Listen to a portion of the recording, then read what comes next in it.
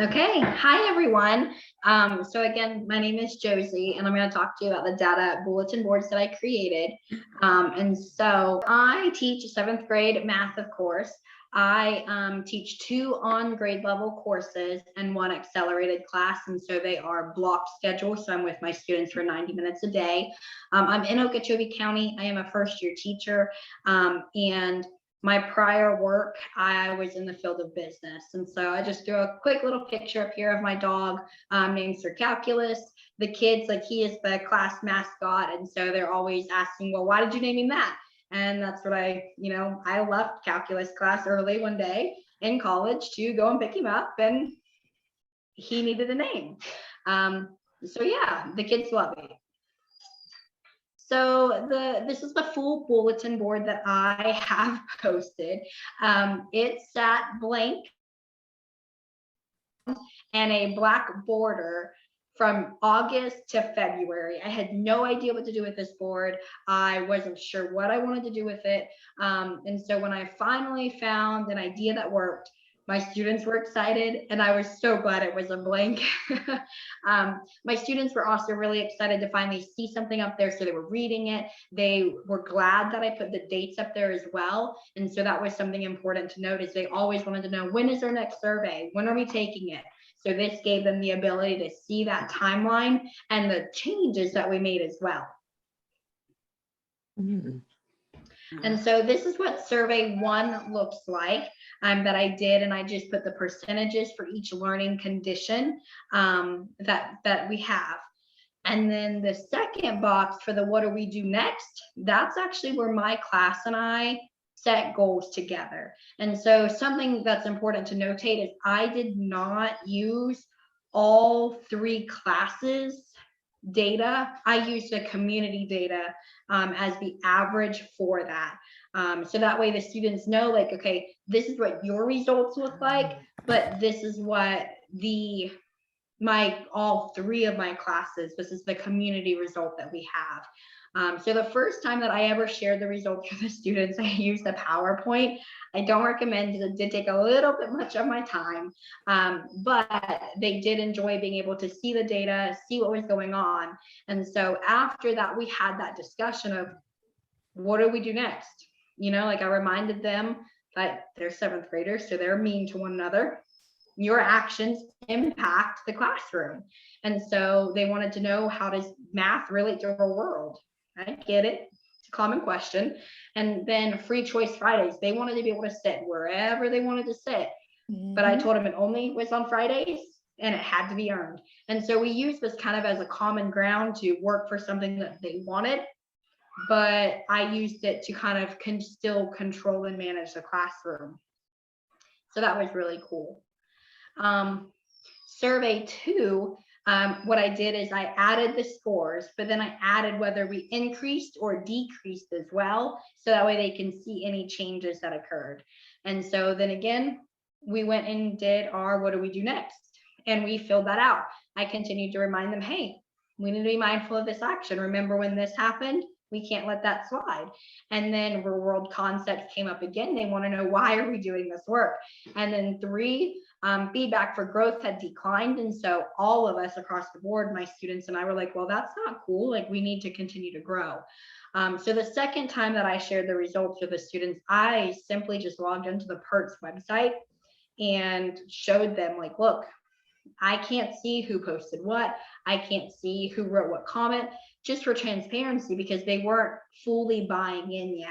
And so after I did that, students were much more willing to talk and discuss the scores and what was going on in the survey.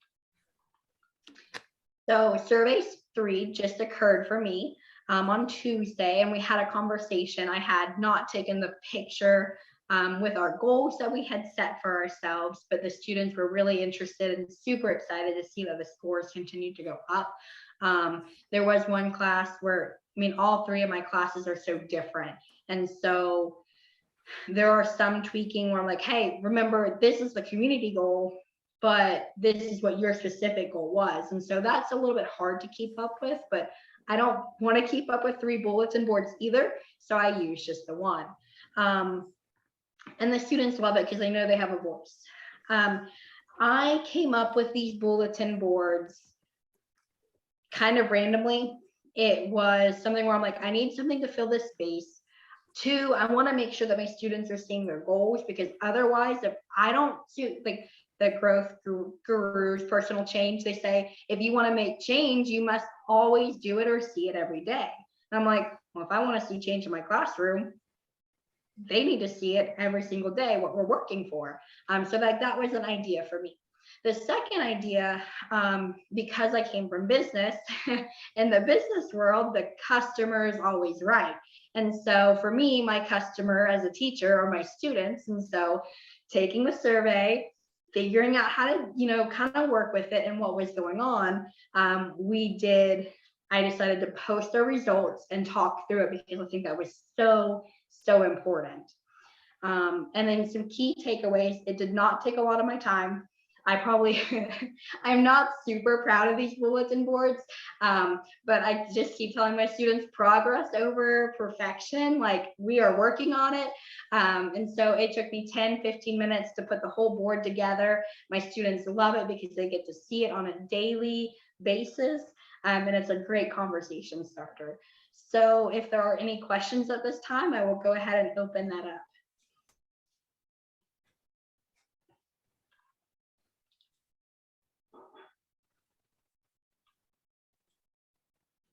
I don't have a question. I just had a comment, but I really like the way you showed it. And having the kids be able to see it every day. I think that's a great idea. Thank you. I also want to kind of. I love it too, Josey.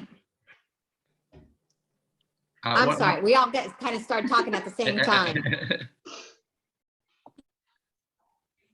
Josey, could you actually stop screen sharing so we can see everybody's faces real quick? Yes. I think that might help too. Thank you. Perfect. I'm going to remove the pin so everybody should be able to see themselves. Okay. Wendy, I think you had a comment, right, Wendy? Okay, I said, I love this idea, and I work with Josey and young lady. Sharing is caring. You could have shared this. I've known Josey since she was a little girl, way before she became a teacher. So I love this idea. It was great. Thank you, Wendy. Well, I was gonna compliment that. What I like about this too is that one of the challenges I have is just kind of keeping that presence of mind to remind myself that, like, I'm always servicing these students, but not that I'm trying to go towards a goal or get a certain metric on this, but hey, this keeps it cognizant for me, and there's an accountability piece for me as an educator. So I like this idea too, and it helps build community. So I think that's powerful. Mm-hmm.